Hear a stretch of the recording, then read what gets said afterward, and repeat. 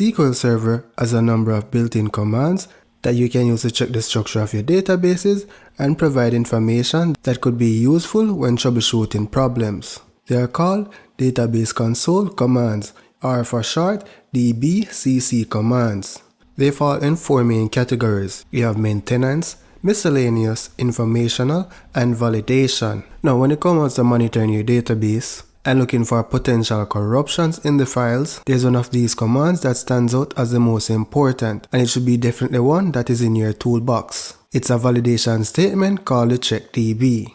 Always keep in mind that if you run the DBCC checkDB on some large databases, it may take some time to complete. Let's take a quick look at how to execute DBCC checkDB command in SQL Server. So in order to check a database integrity, all you need to do is pass the database name as a parameter to the function. So in this case, we're going to be running a check on the AdventureWorks database. This will take some time if it's a large database. So here we have the result. And if there was a error in this database, right, then it will be highlighted in red and you'll get an error message saying you need to contact your administrator. However, if you found errors, it would be ideal if you have a recent backup, then you do a restore from your backup instead of doing a repair with the checkDB. But if you don't have any backup, then you'd have to run a repair with your DBCC checkDB.